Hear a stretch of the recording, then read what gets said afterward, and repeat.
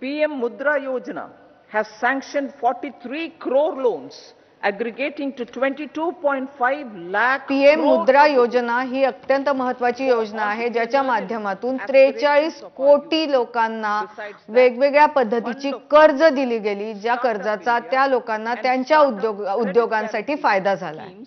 are assisting our youth.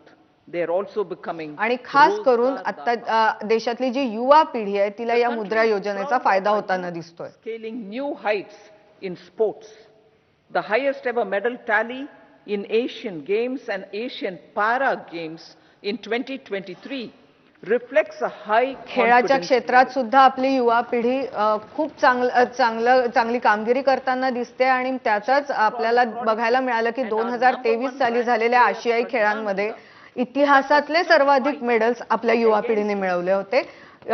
युवा पिढीने para Asian games मध्ये सुद्धा खूप चांगली कामगिरी केली. Today, India has over 80 chess grandmasters compared to little over 20 in 2010.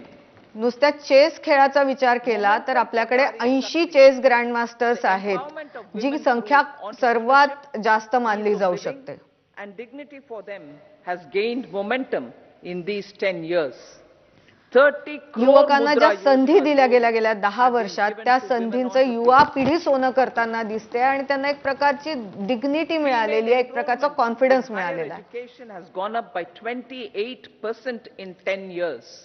गेल्या 10 वर्षात उच्च शिक्षण घेणाऱ्या युवकांची संख्या 28% वाढलेली दिसते आहे. One of the highest in the world.